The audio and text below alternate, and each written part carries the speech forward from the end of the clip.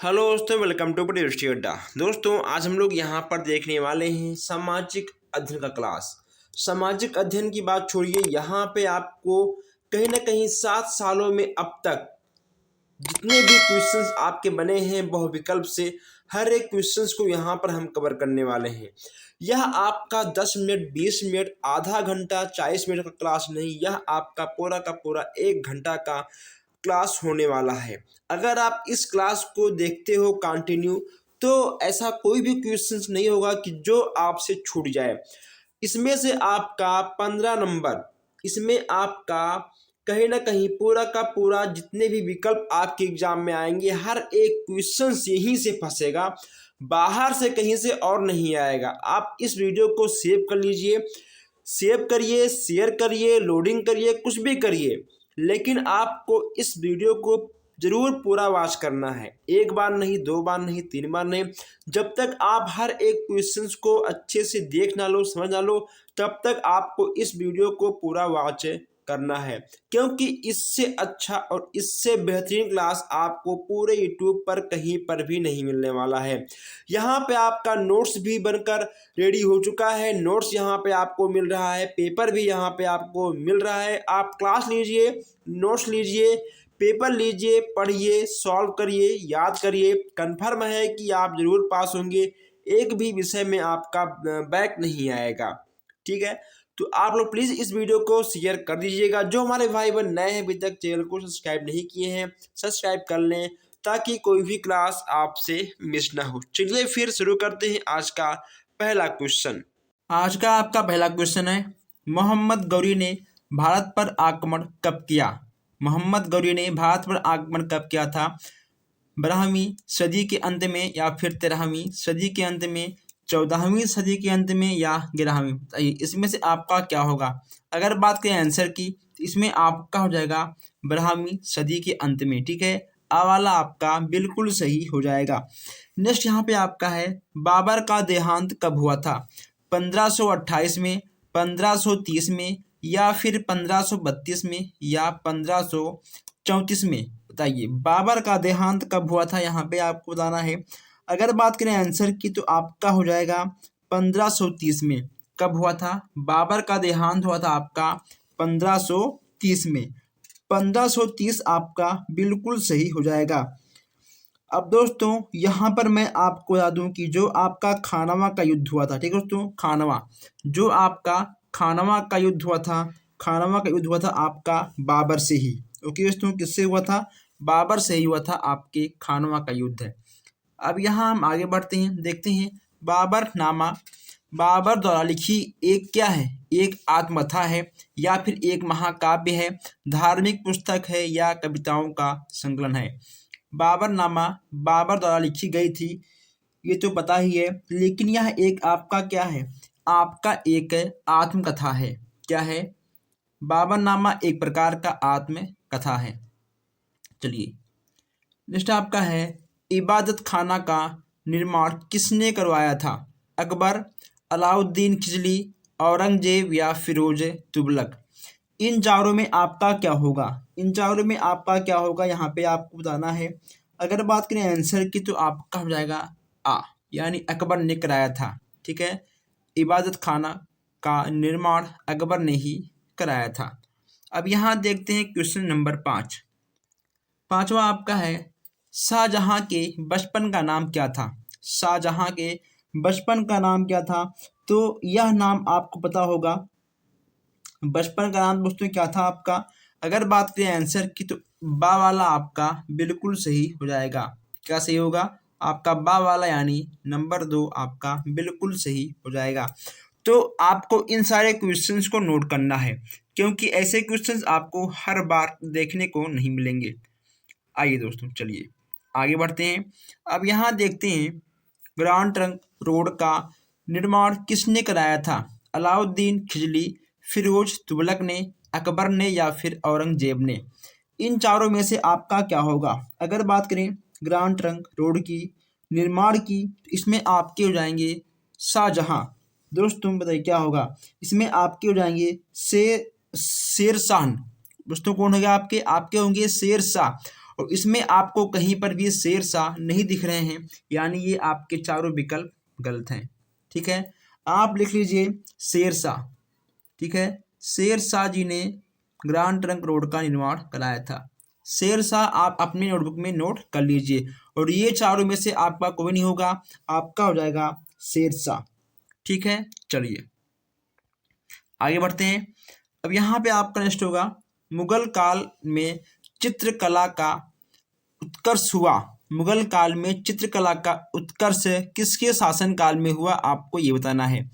मुगल काल में चित्रकला का उत्कर्ष किसके शासनकाल में हुआ? जहांगीर के शासनकाल में, हुमायूं के शासनकाल में, अकबर के शासनकाल में, या फिर शाहजहां के शासनकाल में, आपको बताना है। अब यहाँ पर हम बात करें चित्रकला की, दोस्तों चित्रकला की बात करें, इसमें आपका हो जाएगा जहांगीर के शासनकाल में। किसके शासनकाल में? जहांगीर के शासनकाल में आपका बिल्कुल सही हो जाएगा। जहांगीर आपके यानी आपका आ वाला, ठीक है, आ वाला आपका बिल्कुल सही हो जाएगा। अब यहाँ हम बात करते हैं 8वें क्वेश्चन की। अकबर के प्रसिद्ध दरबारी संगीतज्ञ कौन थे? अकबर के प्रसिद्ध दरबारी संगीतज्ञ आपके कौन थे? दोस्तों तानसेन का नाम तो हर लोगों ने सुना होगा, आप लोग एक बार नहीं, आप लोगों ने 100 बार सुना होगा तानसेन। जहां अकबर रहते हैं वहां पर आपके तानसेन भी रहते हैं, यानी आपका सा वाला बिल्कुल सही हो जाएगा। चलिए, बुलंद दरवाजा का निर्माण किसने कराया था? किसने कराया था ये आपको बताना है। अकबर, या फिर अकबर टू, औरंगजेब ने, और फिरोज ने। सबसे पहली बात यह है कि आपके अकबर टू कोई था ही नहीं। ठीक है, आ वाला आपका कट गया।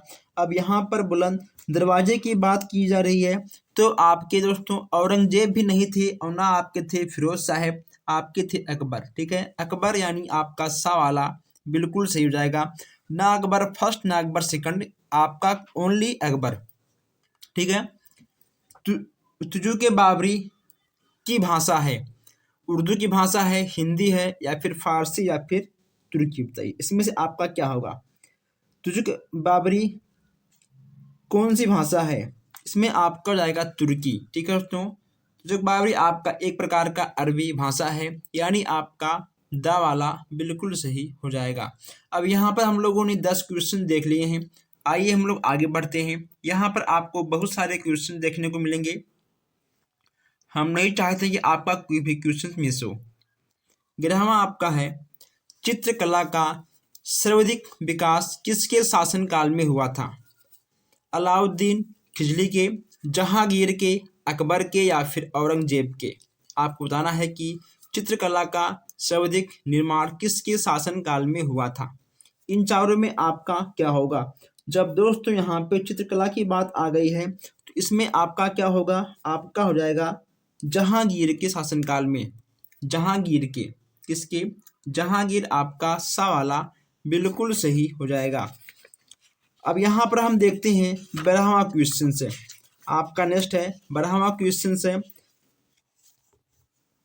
आइए दोस्तों 12वां क्वेश्चन आप लोग नोट कर लीजिएगा। शिवाजी का नाम तो आप लोगों ने सुन रखा होगा, तो शिवाजी के व्यक्तित्व का प्रमुख गुण क्या है? प्रमुख गुण की यहाँ पर बात की जा रही है। तो दोस्तों मैं आपको बता दूं कि शिवाजी के अंदर ये तीनों गुण बचपन से थे। ठीक है दोस्तों, ये तीनों गुण आपके बचपन से थे, यानी आपका उपयुक्त सभी। ऐसा कोई भी गुण नहीं था जो बचपन से ना हो। ओके दोस्तों, मराठों का सर्वाधिक उत्थान किस काल में हुआ था? मराठों का सर्वाधिक उत्थान किस काल में हुआ था? संभाजी के काल में, शिवाजी के काल में, या फिर शाहू जी के काल में, या शाह जी के काल में?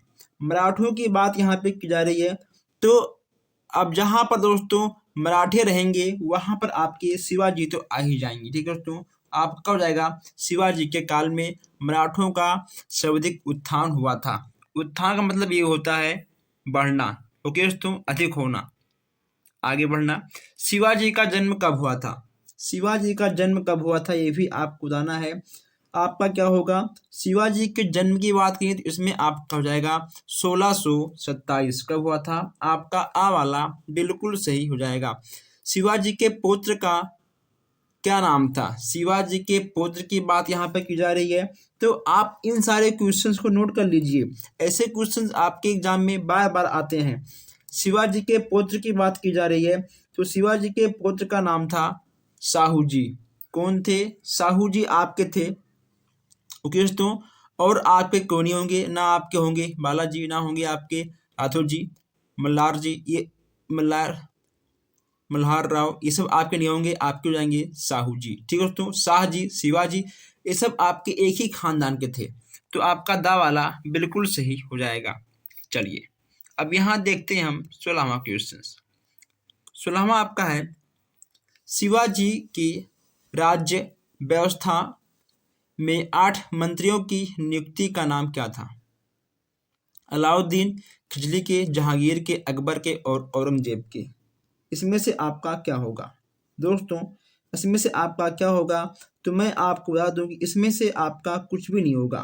ठीक है दोस्तों, अष्ट रत्न। ठीक है, आप लिख लीजिए कि जो शिवाजी के आपके 8 मंत्री नियुक्त किए गए थे उनका नाम था अष्ट रत्न। ठीक है दोस्तों, लिख लीजिए अष्ट रत्न, आप लिख लीजिए अष्ट रत्न। ठीक है, अष्ट रत्न ये आपके हो जाएंगे, यानी आपका अष्ट रत्न हो जाएगा। अब यहाँ बात करते हैं, मराठों के आक्रमण से पूर्व पंजाब पर किसका शासन था। मराठों के आक्रमण से पहले पंजाब पर किसका शासन था, यहाँ पर ये चीज आपको बताना है। अहमद शाह, अहमद शाह जी का यहाँ पर राज था। ठीक है, मराठों के आक्रमण के पहले। औरंगजेब ने शिवाजी के विरुद्ध किस सूबेदार को भेजा। औरंगजेब ने शिवाजी के विरुद्ध किस सूबेदार को भेजा था, यहाँ पे आपको ये बताना है। अगर बात करें आंसर की, तो इसमें दोस्तों आपका आ वाला बिल्कुल सही हो जाएगा। ठीक है, ये दोस्तों आपके काफ़ी ओल्ड क्वेश्चन है और ओल्ड क्वेश्चन भी इस बार आ सकते हैं, फिर आप लोग बाद में कहोगे कि ये क्वेश्चंस आउट ऑफ कोर्स आए थे। तो इसलिए आप लोग क्वेश्चंस को नोट करते हुए आगे बढ़ते रहिए। शिवाजी का राज अभिषेक किसने किया। शिवाजी के राज अभिषेक किसने किया, आपको ये बताना है। देखिए दोस्तों, राज अभिषेक वही करता है जो एक शुद्ध और पवित्र पंडित होता है। तो आपके जाएंगे पंडित गंगाधर। कौन होंगे, पंडित गंगाधर, इनका नाम ही दोस्तों इतना शुद्ध है। ठीक है, चलिए शिवाजी के राज अभिषेक किसने कराया था, तो आपके जाएंगे पंडित गंगाधर जी। अब यहाँ पर हम थोड़ा अंग्रेजों और फारसियों के बारे में बात कर लें। यहाँ पर हम हर चीज़ों पर बात करने वाले हैं, जितने टाइप से क्वेश्चंस आपके एग्जाम में बनते हैं उन सब पर हम बात करने वाले हैं। अंग्रेज और फ्रांसीसियों के मध्य युद्ध कितनी बार हुआ था, 2 बार, 4 बार, 3 बार या 5 बार, आपको बताना है। अब यहाँ पर अंग्रेज और फ्रांसीसियों की बात करें तो 3 बार, कितनी बार, 3 बार युद्ध हुआ था। ठीक है, 3 बार आपका बिल्कुल सही हो जाएगा। अब यहाँ हम देखते हैं 21 क्वेश्चंस। दोस्तों हम लोग 21 क्वेश्चन पे पहुँच चुके हैं, लेकिन अभी भी आप लोगों ने वीडियो को लाइक नहीं किया है। मैं आपको बता दूं कि आपकी एक लाइक से हमें थोड़ा सा मोटिवेशन मिलता है, ताकि हम ऐसे अच्छे अच्छे क्वेश्चंस आपके सामने लेकर आते रहें। क्वेश्चंस को ढूंढना, उसके बाद टाइप करना और दोस्तों टाइप करके आप तक पहुंचाना काफ़ी टाइम लगता है दोस्तों, और काफ़ी हार्ड वर्क भी करना पड़ता है। ये सब आपके लिए हो रहा है ताकि आपका किसी भी सेमेस्टर में बैक ना आए। जितने क्वेश्चंस हम लोग आपको ढूंढ कर दे देंगे उतने क्वेश्चंस आप लोग खुद नहीं कर पाओगे। ठीक है, ये सब आपके लिए है, तो आपका फर्ज बनता है वीडियो को शेयर करना और लाइक करना, और जो हमारे भाई बहन नए हैं वो चैनल को सब्सक्राइब कर लें। ठीक है दोस्तों, चलिए आगे बढ़ते हैं हम लोग। अब 21 आपका है, लॉर्ड ब्लेजली ने सन 1829 में किस भारतीय प्रथा को अवैध घोषित किया था।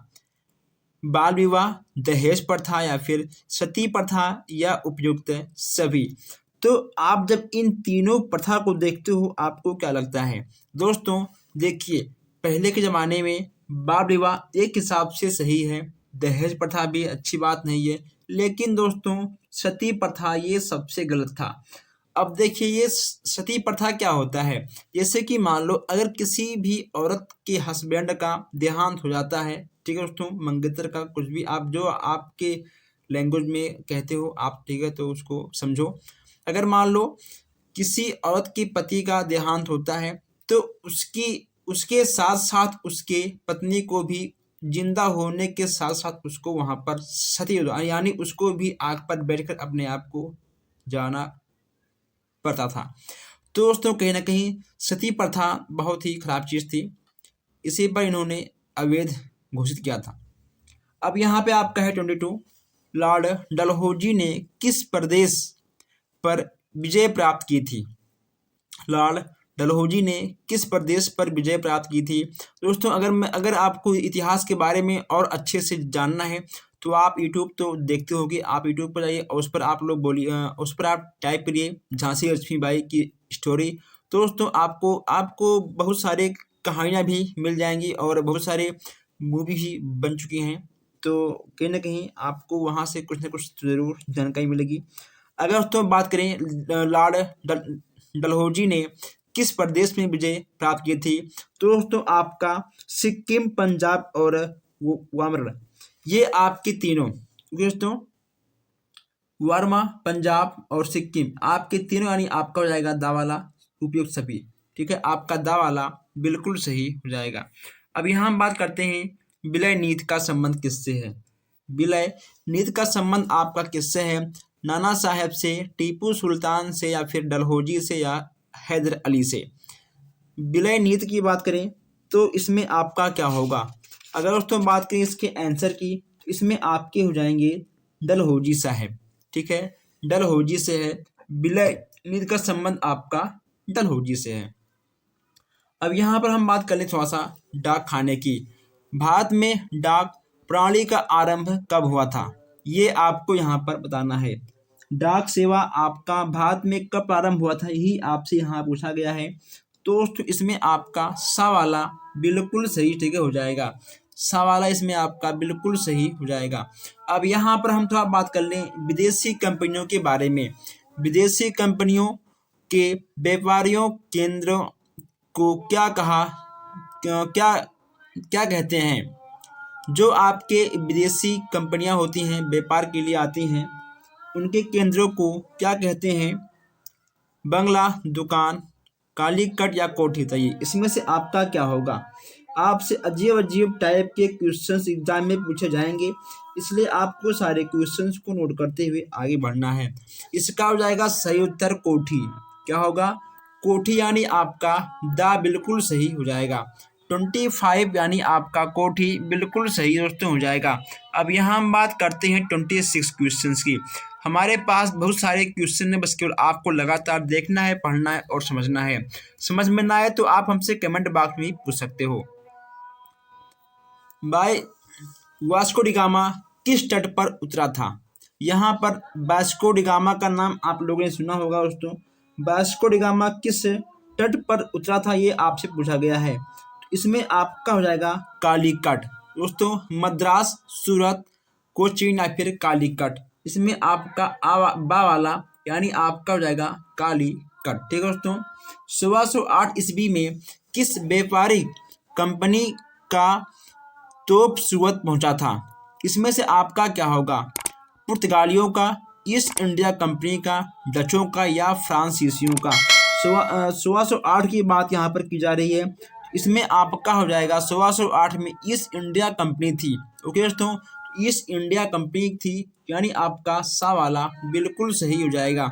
अब यहाँ पर हम बात करें थोड़ा अंग्रेजों ने बंगाल का नवाब किसे बनाया था।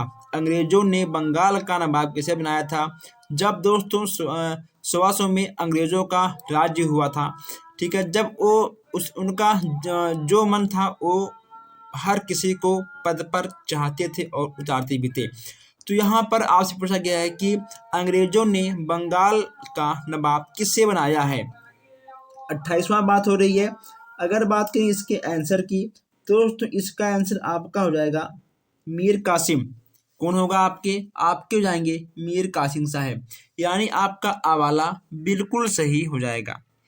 अब यहाँ हम बात करते हैं 29 क्वेश्चंस की। 29 क्वेश्चंस आपका है।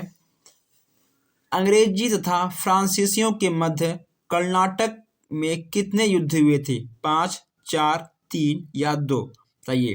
अंग्रेजों और फ्रांसीसियों के मध्य कर्नाटक में कितने युद्ध हुए थे आपको ये बताना है। इसमें आपका हो जाएगा 3 युद्ध। कितने युद्ध हुए थे आपके? आपके 3 युद्ध हो गए थे। भारत में अंग्रेज साम्राज्य की स्थापना। दोस्तों, भारत में अंग्रेज साम्राज्य के संस्थापक कौन थे? अंग्रेज साम्राज्य के संस्थापक के बारे में यहाँ पर पूछा गया आपसे। बताइए इसमें से आपका क्या होगा। 30वां क्वेश्चन आपके सामने आ चुका है, लेकिन अभी भी आप लोगों ने चैनल को सब्सक्राइब नहीं किया है। क्लाइव। क्लाइव का नाम आप लोगों ने सुना होगा। दोस्तों, क्लाइव ने भारत में अंग्रेजी साम्राज्य के संस्थापक थे। ठीक है, अब यहाँ देखते हैं 31 क्वेश्चन। 31 क्वेश्चन हम लोग देखते हैं और आगे बढ़ते हैं लगातार। आइए, इलाहाबाद की संधि कब हुई थी? इलाहाबाद की संधि कब हुई थी आपसे पूछा गया। यहाँ पर कब होगा दोस्तों आपका? 1760, 1782, 1764 और बताइए। ठीक है, 65। इन चारों में आपका क्या होगा? तो दोस्तों बात करें अगर आंसर की तो इसमें आपका हो जाएगा दा वाला। ठीक है दोस्तों, दा वाला आपका बिल्कुल सही हो जाएगा 1700। ठीक है, 65। अस्थाई बंदोबस्त प्रणाली शुरू की। इसमें आपका क्या होगा? 32 की बात यहाँ पर की जा रही है। इसमें आपका बा वाला बिल्कुल सही हो जाएगा। दोस्तों, पीस इंडिया एक्ट। ठीक है, पीस इंडिया एक्ट कब पारित हुआ था? पीस इंडिया एक्ट आप इसको 3 स्टार में लिखिएगा। ठीक है दोस्तों, ये क्योंकि यहाँ से क्वेश्चंस आपके बन सकते हैं, आप इसको जरूर नोट कर लीजिएगा। इसमें आपका हो जाएगा 1784। ठीक है, बा वाला इसमें आपका बिल्कुल सही हो जाएगा। अब यहाँ पर हम लोग 33 क्वेश्चन देख चुके हैं। अब आइए हम लोग थोड़ा आगे बढ़ते हैं। चलिए, कायक किसे कहते हैं? तो दोस्तों, कायक किसे कहते हैं आपको ये बताना है। कायक की बात करें तो इसमें आपका हो जाएगा नाव को। किसे कहते हैं कायक? कायक कहते हैं नाव को। कायक किससे बनाई जाती है? कायक किससे बनाई जाती है? इसमें आपका दोस्तों क्या होगा? हड्डी एवं खाल से, लोहे से, लकड़ी से या स्टील से। अगर बात करें कायक की तो इसमें आपका हो जाएगा हड्डी एवं खाल से। ठीक है, हड्डी एवं खाल आपका बिल्कुल सही हो जाएगा। आ वाला आपका बिल्कुल सही हो जाएगा। अब यहाँ देखते हैं 36 क्वेश्चन। क्या देखते हैं यहाँ पर हम लोग? आइए 36 क्वेश्चन देखते हैं। टेंगा प्रदेश के पशु हैं। आपको बताना है कि इन चारों में से आपके कौन से ऐसे पशु हैं जो टेंगा प्रदेश के पशु हैं। अगर दोस्तों बात करें आंसर की तो इसमें आपका आंसर नंबर बा बिल्कुल सही हो जाएगा। दोस्तों, आप लोगों ने एक नाम सुना होगा झूम खेती। ठीक है दोस्तों, झूम खेती या चलती फिरती झूला खेती होती है। ठीक, कहीं कहीं आपको झूम खेती देखने को मिल जाएगा या फिर आपको चलती फिरती खेती का नाम भी सुनने को मिल जाएगा। तो यह आपका किस प्रदेश में होता है? टुंडा प्रदेश में, टेंगा प्रदेश में, मध्य सागरीय प्रदेश में या मानसूनी प्रदेश में। इन चारों में से आपका क्या होगा? चलती फिरती यानी झूम खेती की दोस्तों बात करें, झूम खेती की बात करें तो इसमें आपका हो जाएगा भूमध्य सागरीय प्रदेश में।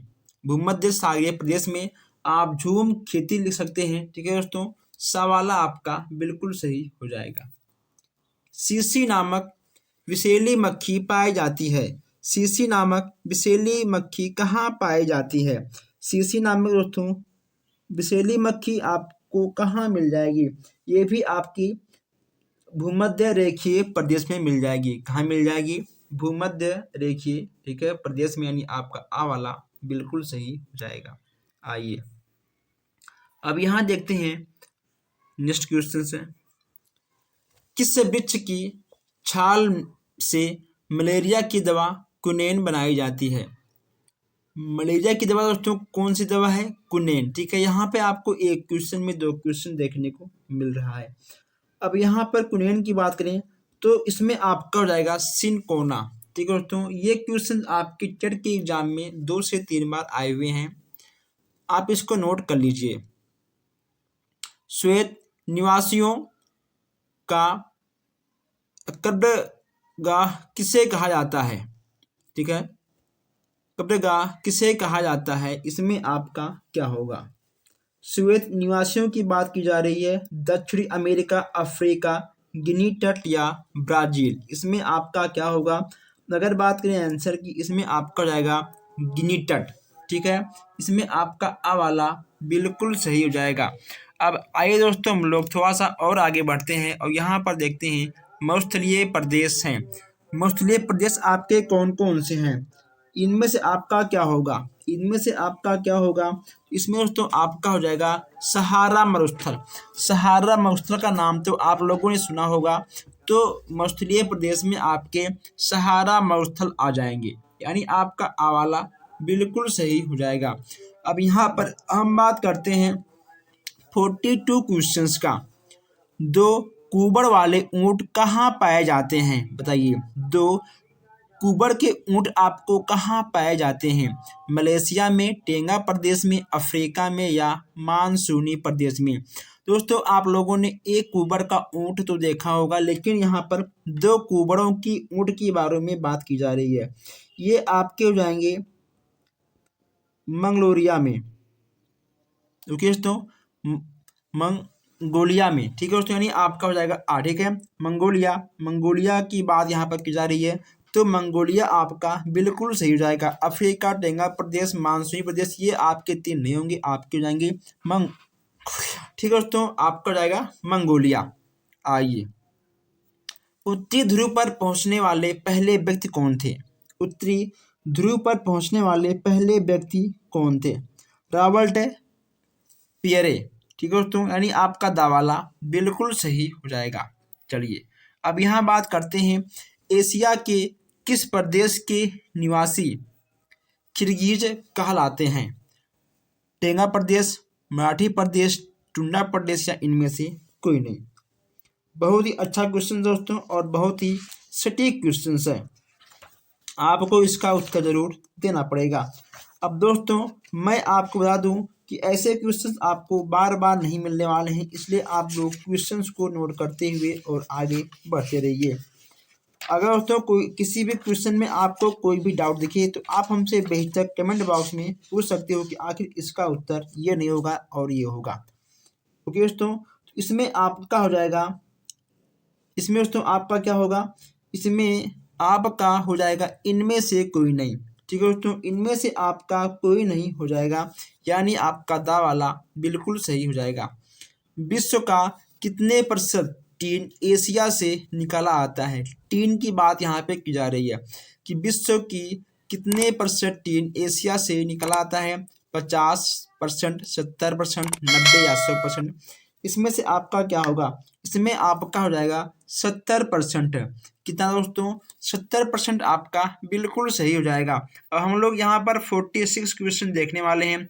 जो हमारे भाई बहन अभी तक नहीं चैनल को सब्सक्राइब किए हैं, सब्सक्राइब कर लें, वीडियो को लाइक कर दें, ताकि ऐसे ही क्लास आप तक सबसे पहले पहुँचती रहे। चलिए, अब यहाँ देखते हैं एशिया के संघनन जनसंख्या वाले क्षेत्र में सम्मिलित है थाईलैंड, मलेशिया, भारत या वर्मा? इसमें आपका क्या होगा? इसमें दोस्तों आपका हो जाएगा अपना इंडिया। ठीक है, आई लव माई इंडिया, यानी आपका हो जाएगा भारत। सर्दियों में अंटार्कटिका में अंधेरा रहता है, कितने घंटे होता है? 6 घंटे, 12 घंटे या फिर 24 घंटे या फिर 2.5 घंटे? इसमें से आपका क्या होगा? दोस्तों अगर 6 घंटे, 12 घंटे, 24 घंटे और 2.5 घंटे, अगर ठीक है बात करें अपने देश की, तो दोस्तों अपने देश में 12 घंटे तो होता ही है। ठीक है दोस्तों, 12 घंटे तो होता ही है, लेकिन यहाँ पर अंटार्कटिका की बात की जा रही है, इसमें आपका क्या होगा? इसमें आपका हो जाएगा 24 घंटे। दोस्तों 24 घंटे, ठीक है दोस्तों, सर्दियों के मौसम में अंटार्कटिका में 24 घंटे अंधेरा होता रहता है। ठीक है दोस्तों, अंधेरा रहता है। यहाँ पे आपका सा वाला बिल्कुल सही हो जाएगा। अब यहाँ बात करते हैं रेंज। रेंज किसे कहते हैं? पशुओं के बाड़े को, जंगलों के पुंज को या मनुष्यों के घर को, पर्वतों की श्रेणियों को। इसमें से आपका क्या होगा? अगर बात करें आंसर की, इसमें आपका हो जाएगा पशुओं के बाड़े को। किसे कहते हैं? पशुओं के बाड़े को कहते हैं, यानी आपका आ वाला बिल्कुल सही हो जाएगा। ये यहाँ पे आपका 49 है। सबसे अधिक जनसंख्या घनत्व वाला महाद्वीप कौन सा है? एशिया महाद्वीप, यूरोप महाद्वीप, उत्तरी अमेरिका महाद्वीप या अफ्रीका महाद्वीप। सबसे अधिक जनसंख्या वाला घनत्व वाला महाद्वीप से आपसे यहाँ पर क्वेश्चन बन रहा है। इसमें से आपका क्या होगा? इसमें आपका हो जाएगा एशिया महाद्वीप। अब दोस्तों आप मुझे कमेंट में ये बताइए कि आखिर हम लोग किस महाद्वीप पर रहते हैं? हम लोग किस महाद्वीप पर रहते हैं? आप इसका जवाब मुझे कमेंट बॉक्स में दोगे। शक्ति का गैर परंपरागत स्रोत कौन सा है? शक्ति का गैर परंपरागत स्रोत आपका कौन सा है, ये आपको यहाँ पर बताना है। खनिज तेल, प्राकृतिक गैस या फिर सौर ऊर्जा या कोयला। शक्ति का गैर परंपरागत स्रोत की बात यहाँ पे की जा रही है और आपको बताना भी होगा। अगर बात करें आंसर की, इसमें आपका हो जाएगा सौर ऊर्जा। ओके दोस्तों, क्या होगा? सौर ऊर्जा यहाँ पे आपका हो जाएगा। दोस्तों आप लोगों ने यहाँ पर 50 क्वेश्चन से देख लिए हैं, तो आपका फर्ज है कमेंट करना कि अब तक आपने 50 क्वेश्चन में कितने क्वेश्चन आपके सही गए हैं। अगर मान लो आपके अधिक से अधिक क्वेश्चन गलत हो गए हैं, तो आपको एक बार इस क्लास को और भी लेना चाहिए, ठीक है। तो आप इसको 2 बार 3 बार देख लेंगे तो हर क्वेश्चन आपके दिमाग में बैठ जाएगा। और अगर किसी भी क्वेश्चन में डाउट हो, शंका शिकवा शिकायत हो, आप हमसे कमेंट बॉक्स में पूछ सकते हैं। यहाँ पे आपका 51वां क्वेश्चन है, महाविक्टोरिया मरुस्थल कहाँ पाया जाता है? अमेरिका में है या अफ्रीका में है, भारत में है या आपका ऑस्ट्रेलिया में है? आपको बताना है कि महान विक्टोरिया मरुस्थल कहाँ पाया जाता है। आ, बा, सा या दा, इन चारों में से आपका क्या होगा? अगर बात करें आंसर की, तो इसमें आपका हो जाएगा ऑस्ट्रेलिया में। महा विक्टोरिया मरुस्थल कहाँ पाया जाता है? आपका हो जाएगा ऑस्ट्रेलिया। नेक्स्ट यहाँ पे आपका है, संचार का माध्यम नहीं है। यहाँ पे संचार के माध्यम की बात की जा रही है। दोस्तों कहीं ना कहीं आपका इंटरनेट, आपका ईमेल, उसके बाद आपका टेली कॉन्फ्रेंसिंग, ये सब आपके संचार के माध्यम में आएंगे। लेकिन आपका हेलीकॉप्टर आपका संचार के माध्यम में नहीं आएगा। संचार का माध्यम ये होता है कि जिससे हम लोग बातचीत कर सकें। तो हम लोग ईमेल से भी बात कर सकते हैं और इंटरनेट से भी हम लोग बात कर सकते हैं। लेकिन हेलीकॉप्टर दोस्तों वह आपका एक प्रकार का संसाधन होता है आने जाने वाला, हम लोग उससे कोई भी बातचीत नहीं कर पाएंगे। ओके दोस्तों, चलिए और यहाँ पर हम बढ़ते हैं आगे, देखते हैं नेक्स्ट क्वेश्चन। नेक्स्ट यहाँ पे आपका है कि आवश्यकताओं की विभिन्नता का प्रमुख कारण क्या है? यहाँ पे आपको बताना है कि आवश्यकताओं की विभिन्नता का प्रमुख कारण क्या है? समुद्र तट, जलवायु, खनिज पदार्थ या फिर उपरोक्त सभी। इन चारों में से आपका क्या होने वाला है, ये चीज़ आपको बताना है।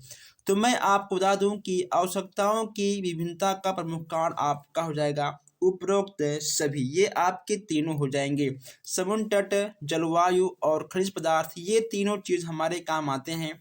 यानी आपका दा वाला बिल्कुल सही हो जाएगा। अब यहाँ पे आपका है 54 क्वेश्चन से, प्राकृतिक संपदा है। प्राकृतिक संपदा आपका कौन सा है? जल संपदा, वायु, मृदा। यानी ये आपके जल, वायु, मृदा, ये सब आपके प्राकृतिक संपदा हैं। यानी आपका हो जाएगा दा, आपका उपयुक्त सभी बिल्कुल सही हो जाएगा। नेक्स्ट यहाँ पे आपका है, पृथ्वी की ऊपरी सतह को क्या कहते हैं? पृथ्वी की ऊपरी सतह को हम लोग क्या कहते हैं? जल संपदा, मृदा, वन या फिर वायु। यहाँ पर ऊपरी सतह की बात की जा रही है। तो दोस्तों ऊपर देखिए, वन भी आपके पृथ्वी के ऊपर ही पाए जाते हैं। उसके बाद जल भी आपका पृथ्वी के ऊपर भी होता है और मृदा भी आपका पृथ्वी के ऊपर होता है। यानी आपका दोस्तों, और वायु, ओके दोस्तों, वायु भी आपका पृथ्वी के ऊपर होता है। यानी इसमें आपका क्या हो जाएगा? इसमें आपका हो जाएगा उपयुक्त सभी। ओके दोस्तों, चारों आपके बिल्कुल सही हो जाएंगे क्या? लेकिन नहीं दोस्तों, देखिए अब यहाँ पर आपको क्वेश्चंस ऐसे ही देगा, आपके दिमाग में क्या आएगा कि वन पृथ्वी के ऊपर होते हैं, जल, वायु और दोस्तों मिट्टी, ये तीनों आपके पृथ्वी के ऊपर तो होते हैं, लेकिन यहाँ पे आपसे क्या कहा गया है, पृथ्वी की सतह, यहाँ पे आपसे सतह की बात की जा रही है, सतह की बात की जा रही है। दोस्तों आपका जल कहाँ पे होता है, आपका दोस्तों जल मिट्टी के ऊपर तो नहीं होता है, ठीक है दोस्तों, आपका जल जो है कहीं ना कहीं मिट्टी के अंदर होता है, यानी नीचे होता है। वन दोस्तों आपका क्या होता है, वन आपका मिट्टी के ऊपर होता है, ठीक है दोस्तों, वन आपका मिट्टी के ऊपर होता है। और यहाँ पे आपका वायु जो है वह भी आपका कहीं ना कहीं वायु से भी ऊपर होता है। इसलिए अगर बात करें आंसर की, तो पृथ्वी की सतह की बात की जा रही है, तो सतह पे बस केवल आपका हो जाएगा मृदा। क्या होगा, मृदा आपका पृथ्वी के सतह पे होता है। आपका जल, वन, वायु, ये तीन चीजें आपकी मिट्टी के ऊपर होती हैं या फिर मिट्टी के अंदर होती हैं। ओके दोस्तों, जल आपका जो होता है वह आपका मिट्टी के ऊपर होता है और आपका मिट्टी के अंदर होता है, लेकिन पृथ्वी की सतह की बात की जा रही है तो सतह पे आपका मिट्टी ही होता है और कुछ नहीं होता है। अब यहाँ हम चलिए आगे बढ़ते हैं। नेक्स्ट यहाँ पे आपका है पेट्रोल, कोयला, पेट्रोल और प्राकृतिक गैस है। कोयला, पेट्रोल यह आप और प्राकृतिक गैस आपका किस प्रकार के ईंधन में आएगा, जीवाश्म ईंधन या फिर कृत्रिम ईंधन, या आ और बा दोनों में, या इनमें से कोई नहीं। अब यहाँ पे आपका जीवाश्म ईंधन क्या होता है और कृत्रिम ईंधन क्या होता है। कृत्रिम ईंधन आपका वो ईंधन होता है जो मानव द्वारा बनाई जाती है, जो मानव के द्वारा बनाई जाती है वह आपका हो जाएगा कृत्रिम ईंधन। और प्राकृतिक गैस आपका मानव नहीं बना पाएगा, पेट्रोल भी आपका मानव नहीं बना पाएगा, कोयला भी आपका मानव नहीं बना पाएगा, यह आपका हो जाएगा जीवाश्म ईंधन। जीवाश्म ईंधन आपका क्या होता है, अब यहाँ जीवाश्म ईंधन की बात करें तो लाखों वर्ष से पूर्व दोस्तों जो हमारे जीव जंतु पेड़ पौधे जो पृथ्वी के अंदर दब जाते हैं वही कोयला, पेट्रोल और प्राकृतिक गैस का रूप रख लेते हैं, वही होता है आपका जीवाश्म ईंधन। यानी आपका बा वाला बिल्कुल सही, आपका आ वाला बिल्कुल सही हो जाएगा। चलिए अब यहाँ हम देखते हैं जल संसाधन में भारत का विश्व में कौन सा स्थान है। जल संसाधन की बात करें तो भारत में कौन सा स्थान है, इसमें आपका हो जाएगा नंबर 4। ओके दोस्तों, यानी जो जल संसाधन है वह पृथ्वी का चौथा स्थान है, आपका बा वाला बिल्कुल सही हो जाएगा। चलिए अब यहाँ बात करते हैं भारत में तेल एवं प्राकृतिक गैस आयोजन की स्थापना किस वर्ष में की गई थी, किस वर्ष में की गई थी ये आपको बताना है। अगर बात करें यहाँ पर कि किस वर्ष में की गई थी तो इसमें आपका हो जाएगा 1956। कब की गई थी, 1956 में किया गया था। आइए दोस्तों चलिए आगे बढ़ते हैं। अब यहाँ पे आपका है 59 क्वेश्चन से, भारत में प्रथम सौर ऊर्जा पावर हाउस स्थापित किया गया था। भारत में प्रथम सौर ऊर्जा पावर हाउस कहाँ पे स्थापित किया गया था, लद्दाख में, राजस्थान में, मेघालय में या फिर असम में। ये बताइए कि आखिर आपका ये चारों में से कौन सा सही हो जाएगा। अगर बात करें आंसर की तो इसमें आपका हो जाएगा लद्दाख। क्या होगा, लद्दाख आपका बिल्कुल सही हो जाएगा। उत्तर प्रदेश में तेल शोधक कारखाना कहाँ है, उत्तर प्रदेश में आपका तेल शोधक कारखाना कहाँ पर है ये आपको बताना है। लखनऊ में है, मथुरा में है, आगरा में है या फिर झांसी में है।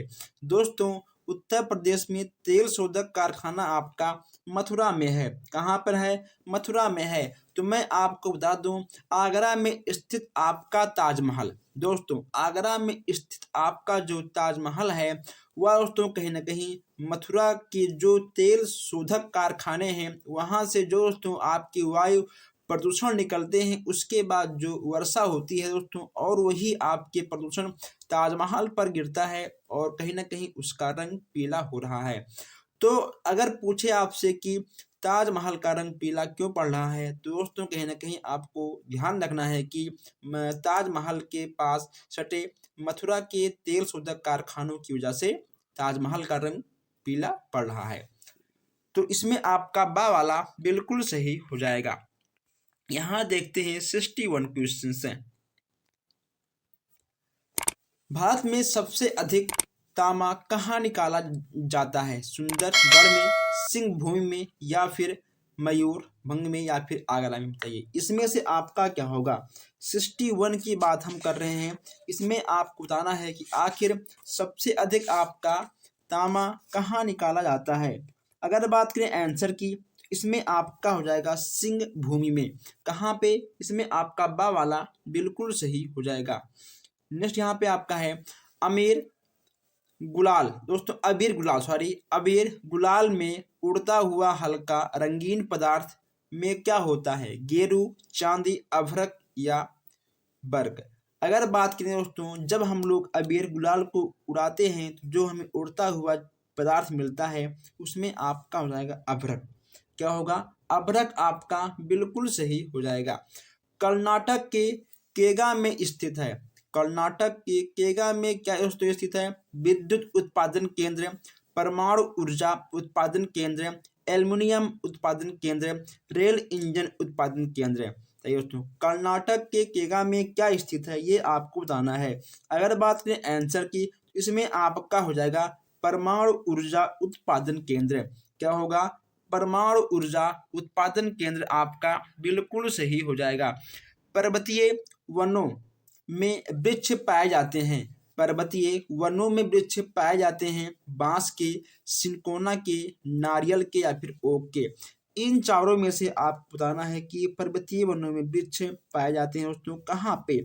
आपके हो जाएंगे ओक के वृक्ष, ओक के। ओक आपका बिल्कुल सही हो जाएगा। लोहा धातु को बांटा गया है। लोहा धातु को कितने भागों में बांटा गया है ये आपको बताना है।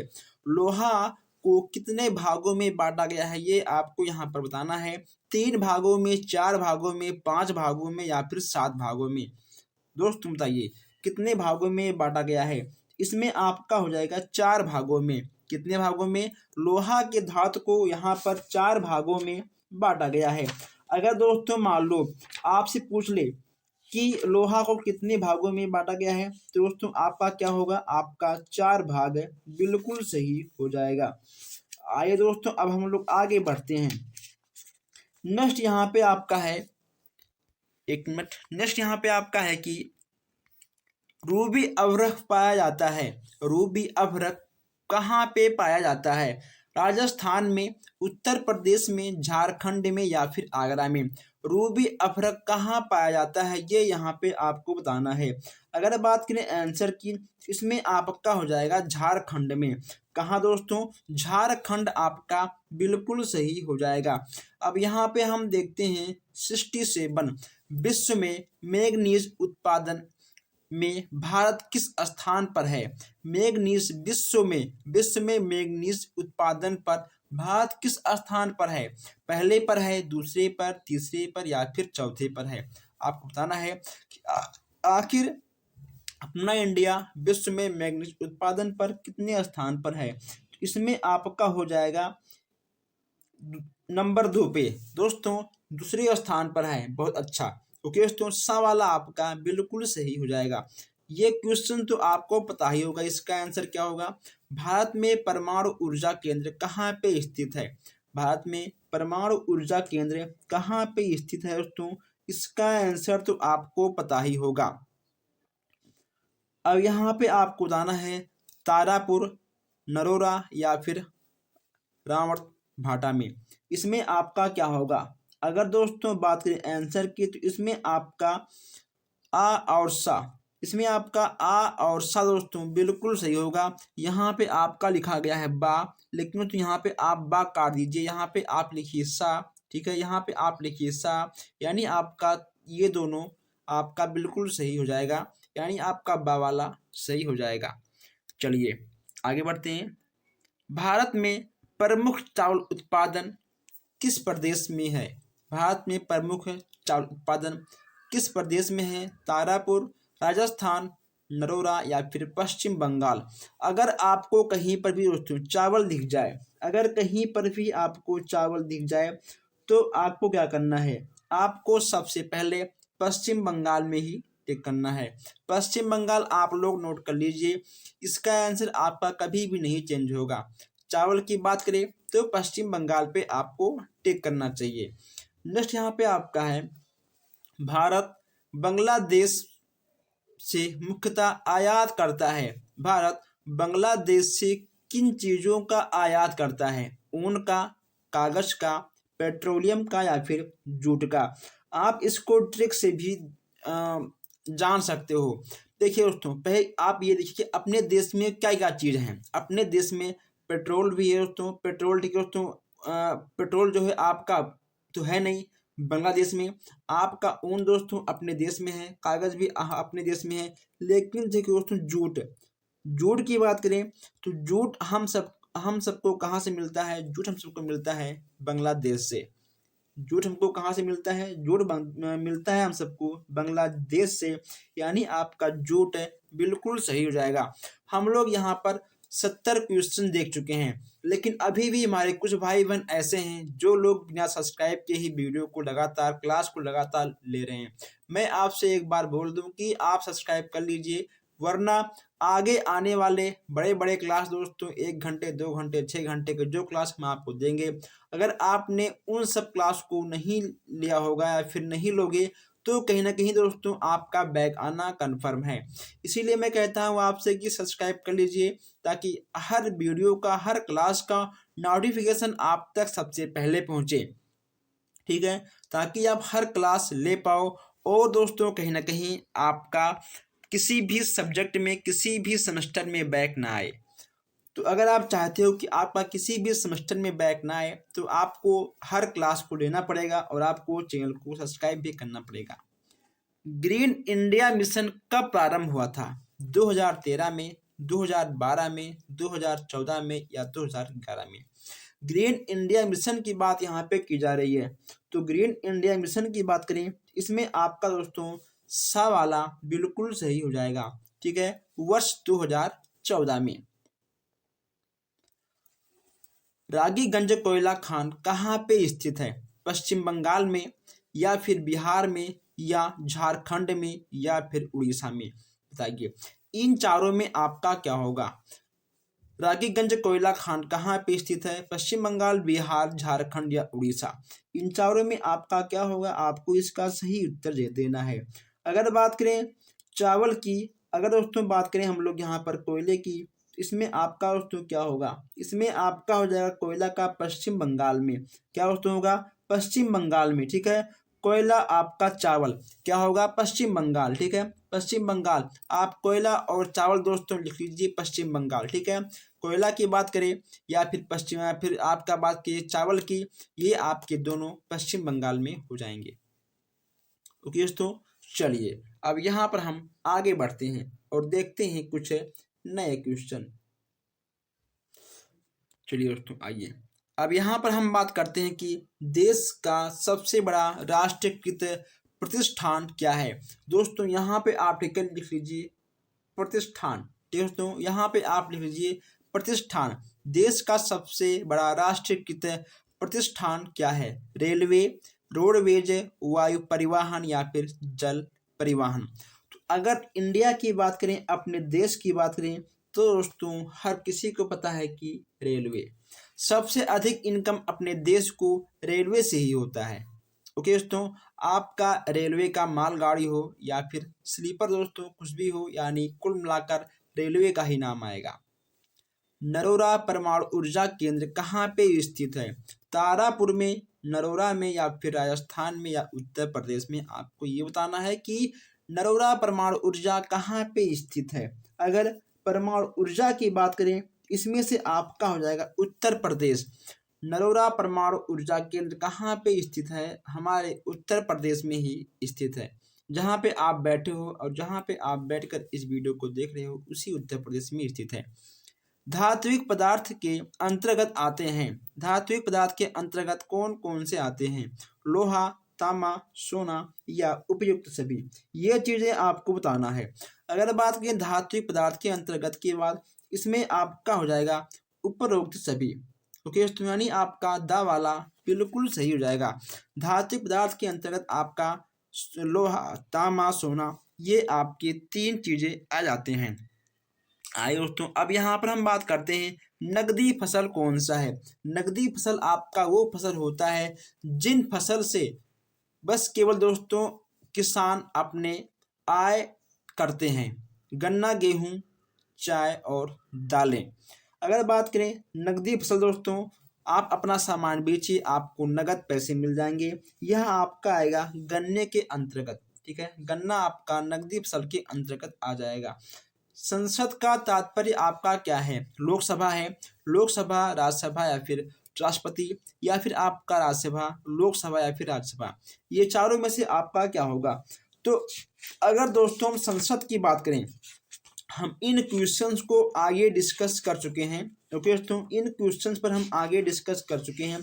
आपको तो पता होगा कि आखिर संसद का तात्पर्य किससे होगा, तो आप इसका उत्तर दीजिए। अगर नहीं पता है तो आप जान लीजिए, इसमें आपका बा वाला बिल्कुल सही हो जाएगा। ठीक है, बा वाला इसमें आपका बिल्कुल सही हो जाएगा। नेक्स्ट यहाँ पे आपका है भारत का प्रथम नागरिक कौन होता है?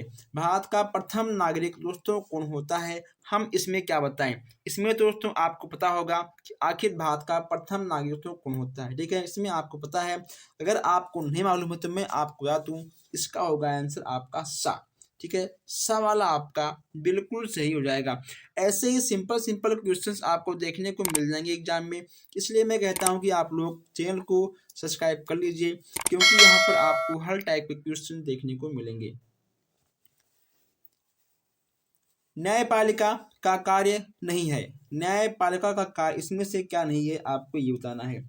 अगर बात करें कि न्यायपालिका का कार्य इसमें से कौन सा नहीं है, इसमें दोस्तों आपका हो जाएगा कानूनों का क्रियान्वित करना, यानी आपका इसमें सा वाला बिल्कुल सही हो जाएगा। महाभियोग, महाभियोग दोस्तों किस पर लगाया जाता है? अब यहाँ पर महाभियोग की बात की जा रही है कि आखिर संसद के लोग महाभियोग किस पर लगा सकते हैं। तो दोस्तों महाभियोग की बात जहां पर आए तो आपको तुरंत मानना है क्या? राष्ट्रपति। ठीक है, सवाला आपका बिल्कुल सही हो जाएगा।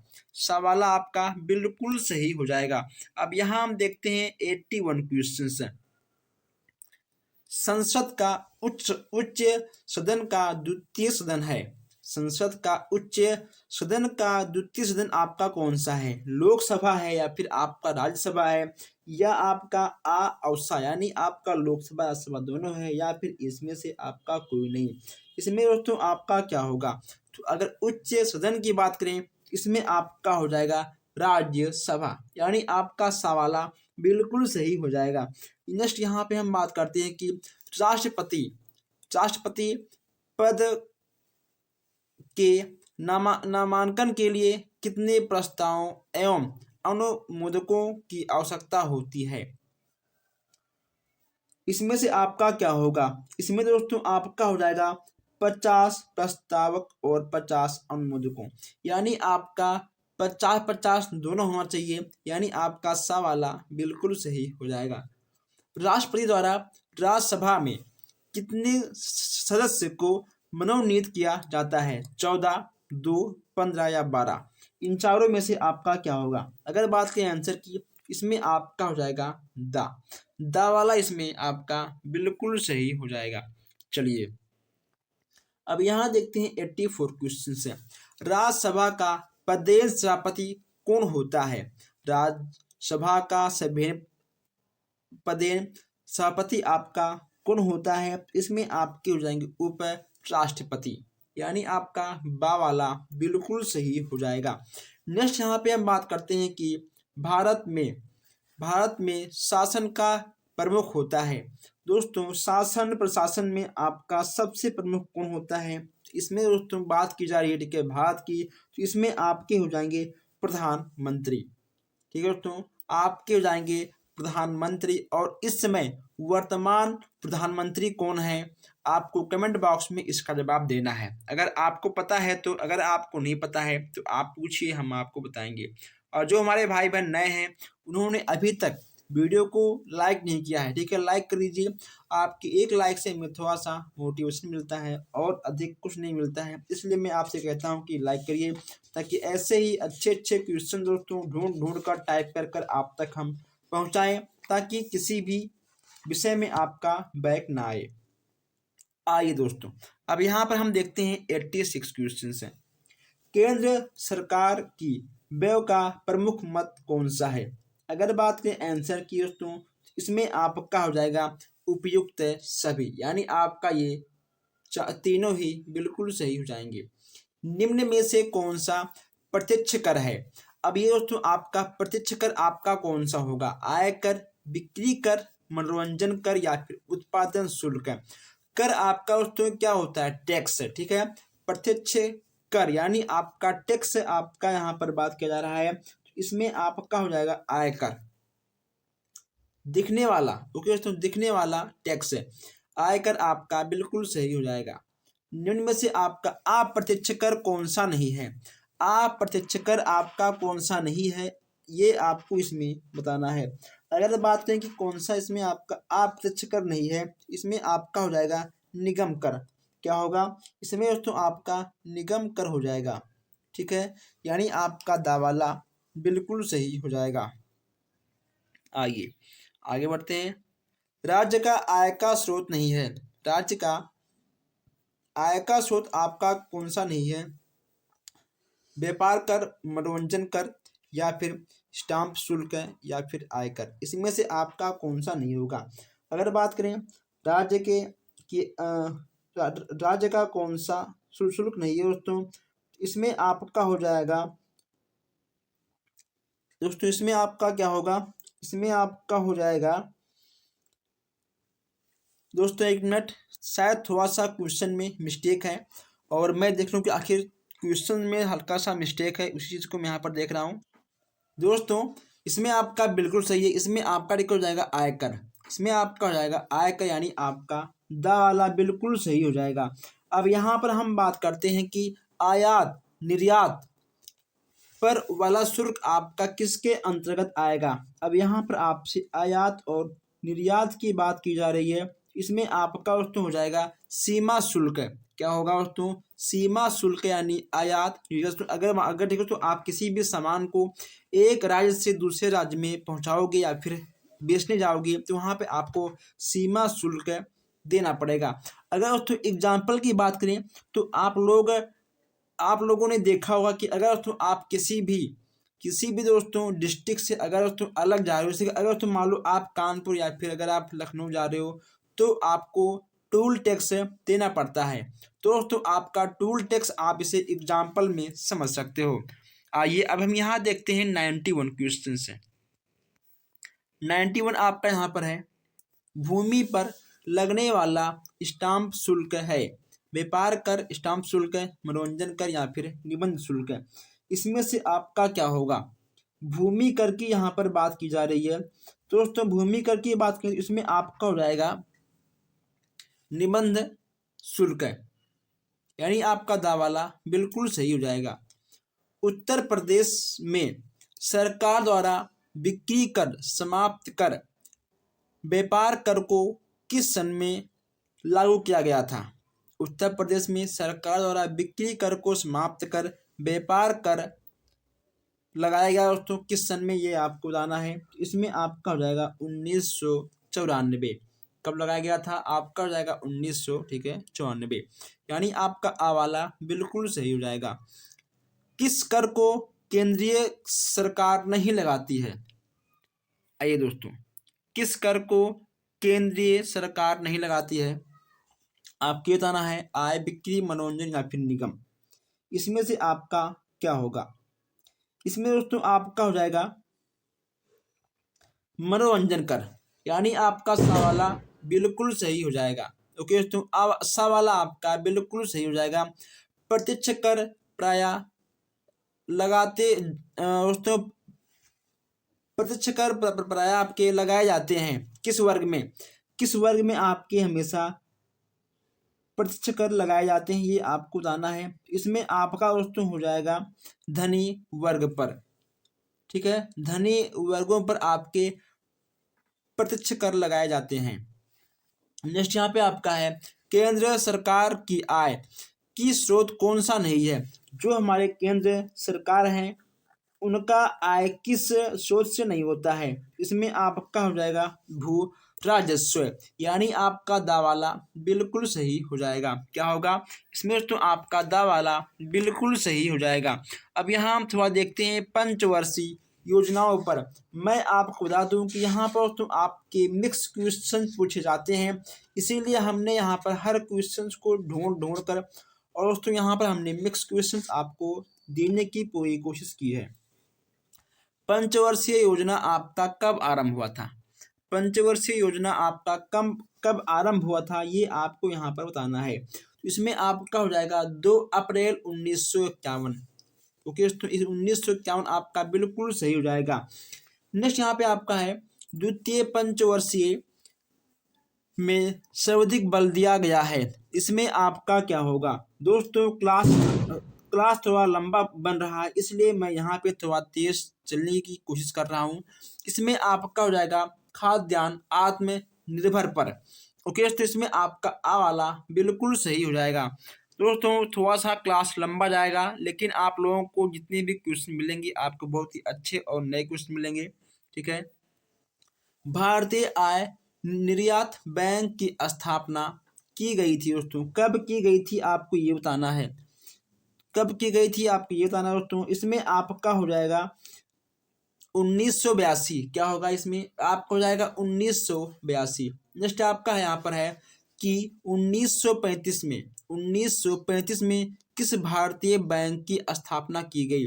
1935 में किस भारतीय बैंक की स्थापना की गई। इसमें आपका हो जाएगा रिजर्व बैंक, यानी आपका बावाला बिल्कुल सही हो जाएगा। अब यहाँ हम देखते हैं 100 क्वेश्चन।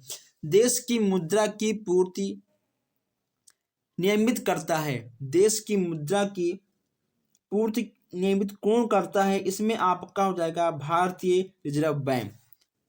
ओके दोस्तों आरबीआई, भारतीय रिजर्व बैंक आपका बिल्कुल सही हो जाएगा, यानी दोस्तों आपका इसमें आ वाला बिल्कुल सही हो जाएगा। हमने आपसे कहा था कि क्लास थोड़ा लंबा जाएगा इसलिए दोस्तों यहाँ हम थोड़ा तेज चलने वाले हैं। और यहाँ पर हम देखते हैं कि पीस इंडिया एक्ट पारित हुआ था। आपका दोस्तों पीस इंडिया एक्ट कब पारित हुआ था। इसमें आपका हो जाएगा 1784। दोस्तों अभी ठीक है, आप लोग वीडियो को मिस मत करिएगा, अभी आप लोग वीडियो को स्किप भी मत करिएगा क्योंकि अभी यहाँ पर हम आपको कुछ और बताएंगे और समझाएंगे। तुजुके बाबरी किस भाषा में लिखी गई है दोस्तों, उर्दू, हिंदी या फिर फारसी या फिर तुर्की। इसमें आपका हो जाएगा तुर्की। ओके दोस्तों तुर्की में आपका लिखा गया है। दोस्तों कभी कभी आपसे पूछ लेगा कि बुलंद दरवाजा का निर्माण किसने कराया था, तो आप इसको लिख सकते हैं अकबर ने। किसने कराया था दोस्तों, अकबर ने कराया था। इलाहाबाद की संधि कब हुई थी, आपको ये भी लिखना है दोस्तों। इलाहाबाद का संधि आपकी हुई थी 1765 में। ओके दोस्तों आप इस क्वेश्चन को भी लिख लीजिएगा। और यहाँ पे आप लोग एक चीज और ध्यान दीजिएगा कि चित्रकला का सर्वाधिक विकास कब हुआ था दोस्तों, आपका हुआ था जहांगीर के शासनकाल में। किसके शासनकाल में, जहांगीर के शासनकाल में आपका बिल्कुल सही हो जाएगा। दोस्तों कभी कभी मान लो आपसे पूछ ले कि महान विक्टोरिया मरुस्थल कहाँ पर है, इसमें आपका हो जाएगा ऑस्ट्रेलिया में। कहाँ पे है दोस्तों, ऑस्ट्रेलिया आपका बहुत सही हो जाएगा। तो दोस्तों आप आज हम लोगों ने यहाँ पर 100+ क्वेश्चन देख चुके हैं 5 सालों में आए हुए सारे क्वेश्चंस को। जो हमारे भाई बहन नए हैं वो चैनल को सब्सक्राइब कर लें ताकि ऐसे ही क्लास आपको हमेशा मिलती रहे। और अगर आपको किसी भी क्वेश्चन में डाउट हो तो आप बेशक कमेंट कर सकते हैं। कमेंट बॉक्स आपका है, आप उसका उपयोग करिए और आप लोग चैनल को सब्सक्राइब भी करिए, शेयर भी करिए और लाइक भी करिए। तो दोस्तों बस आज के लिए इतना ही, हम मिलते हैं फिर नेक्स्ट क्लास में। धन्यवाद।